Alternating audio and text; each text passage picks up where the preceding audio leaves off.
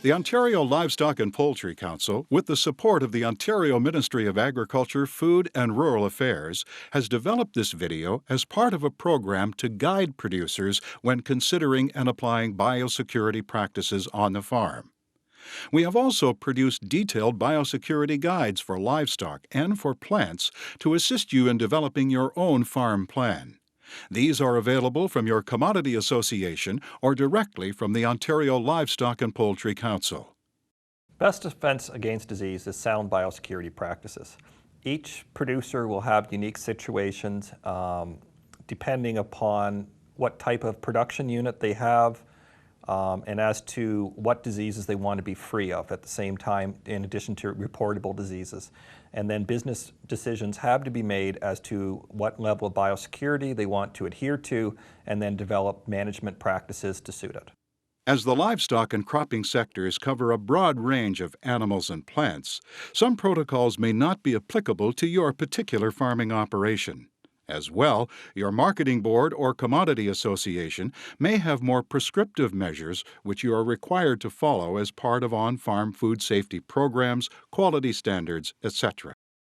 Human and animal health are closely related, and diseases that can be transmitted between animals and humans are called zoonoses, and they account for approximately 75% of emerging and re-emerging infectious diseases. Examples include Q fever, the SARS epidemic, Eastern equine encephalitis, and the pandemic H1N1 influenza strain that emerged in 2009. For that reason also, Ontario's Chief Medical Officer of Health encourages the annual vaccination of workers in the livestock and poultry industries against seasonal human flu strains for the purposes of trying to keep human viruses out of Ontario's flocks and herds. On-farm biosecurity programs should include measures to prevent or at least limit contact between sick farm employees or farm visitors and animals. Maintaining good biosecurity in crops also helps to protect human health, as wildlife, birds, rodents, and other animals can contaminate crops and irrigation water with bacteria that can cause foodborne human illness.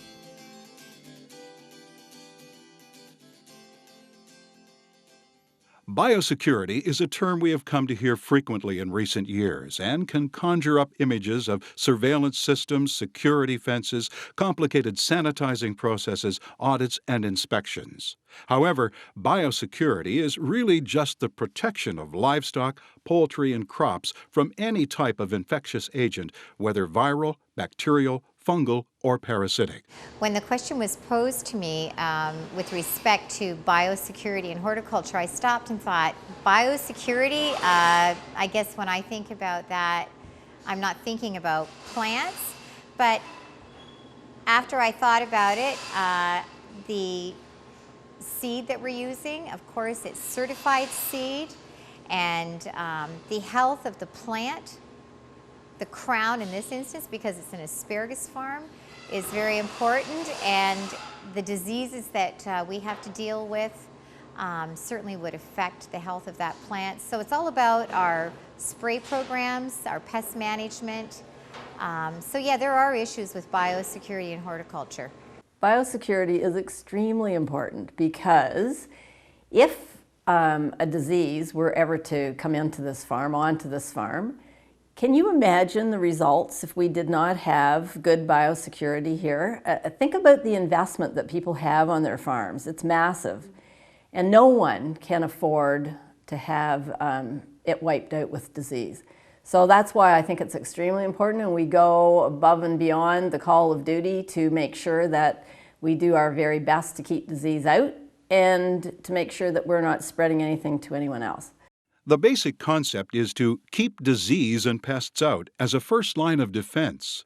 But if an issue arises on your farm, you want to keep it in to prevent its spread and shut it down as quickly as possible to reduce its impact on your production and/or possible impact on your commodity. I like to try to keep diseases out if possible. We're a closed herd. That's one reason we like to keep it out. The financial end of it, if you get a disease in here, I mean, we didn't have a disease, but we did have miscarriages this year, and it does hurt. So if you have Q fever or somebody brings it into your barn, you can lose a lot of animals, lose a lot of income, more so the animals. I like to try to keep my animals healthy, and they're very important. It's not so much dedication, but it's his responsibilities. Biosecurity is important to all farms, including organic farms, because we need to be diligent in protecting our food system. With organic farms, they have a limited suite of tools to choose from should there be a biosecurity incident, so it's of a particular interest for organic farmers to prevent biosecurity outbreaks. Some producers spend thousands of dollars each year fighting disease or pest infestation outbreaks. While diseases that lead to livestock mortalities or widespread crop loss are the most obvious and urgently treated, there are a large number of production-limiting pests and diseases which have a significant effect on the economic viability of the farming operation. The commercial impact to our greenhouse, should there be a disease or an outbreak, would be significant because this is a closed area. And so we try and mitigate all of those risks by being proactive and reducing our exposure. Anytime that we would lose product, we lose market share. And it's tough to be in business in agriculture in Ontario. And we try and perform as efficiently and as effectively as possible by controlling all the unknowns to the best of our ability and just try and capture our cost back out of the crop. Biosecurity doesn't have to be expensive. Biosecurity, in my opinion, we practice it a lot more in a chicken barn we have over there because we're under a HACCP program. It's as simple as taking your shoes off here and walking over there and putting another set of shoes on. Changing your overalls, it's not expensive at all. If you want to get into changing up your disinfectants nonstop, there's a cost to that, but there's a bigger cost to having a disease outbreak in your herd that could have easily been prevented with a few measures.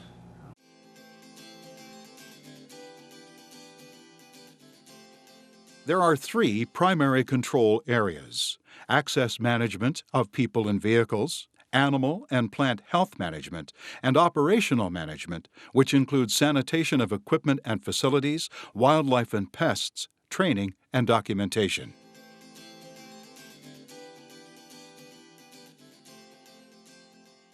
Visitor control is a critical component of biosecurity. The term visitors, as used within this video, includes a broad range of people who may be coming onto your farm. For example, delivery people, veterinarians, livestock haulers, sales representatives, equipment repair people, etc. You want to take into consideration anyone who is traveling from other farms and could potentially spread pests and diseases. People spread disease and contaminated material on footwear, hands, hair, and clothing. Our visitor control is pretty straightforward. No one can walk into the greenhouse without being answered directly from someone who works here. And we see that as a benefit to everyone that comes in contact with the greenhouse, because we know who comes and at what time.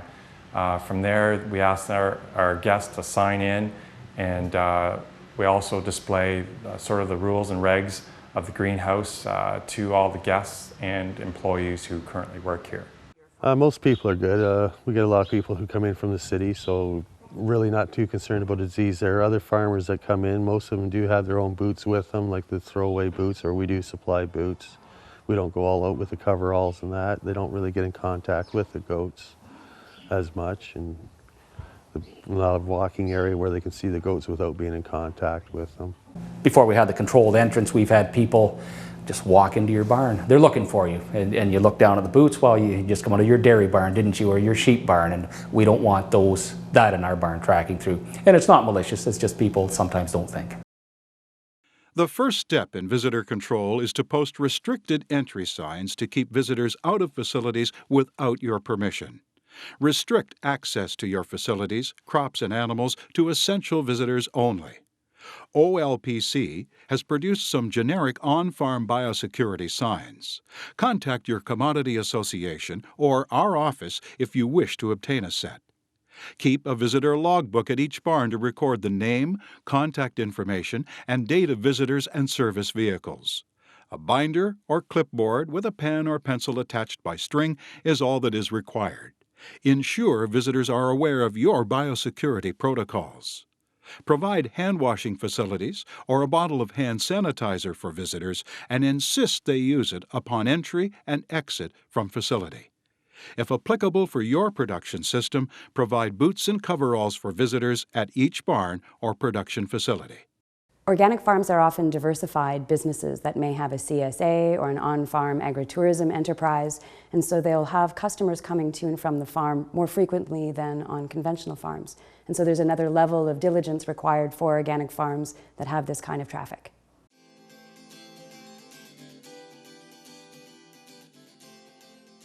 There are some simple practices which can reduce the opportunity for pests and diseases to be introduced to your operation and control their spread when one appears. For livestock, purchase replacement animals from herds of known disease status and establish separate isolation pens for sick livestock, new arrivals, and maternity pens. Consult with your veterinarian to assist in the determination of an appropriate isolation period. Minimize disease spread by working with livestock from youngest to oldest and healthy to sick. House young livestock away from older animals where appropriate. Young animals can acquire infectious diseases through exposure to older infected or carrier animals. Establish a herd health program, including vaccination and medication protocols, and review it with your veterinarian on a regular basis. Observe and inspect livestock daily. Early detection of a disease concern and isolation or removal of individuals from the herd or flock is vital to minimizing its impact and to facilitating its containment to a single premises or individual production unit. One of the things that we learned from Bruce McNabb, who's an epidemiologist with OMAFRA, is that if anywhere that you can put a stop in so that if a disease has started somewhere else and it is moving slowly but inexorably towards a number of farms, anybody who has a stop in place, that is somebody who knows that because everybody has to sign in when they come on their farm, they know how they could trace back if indeed a disease broke out. Somebody who has good biosecurity, even though the neighboring farms do not have good biosecurity. Anything that can stop a disease in its tracks prevents the spread of disease. So that always makes me feel good, because you look around and you think, well, if everybody isn't doing it and just I am or just a few of us are, then what difference does it make? But Bruce McNabb's statistics prove that it makes a big difference.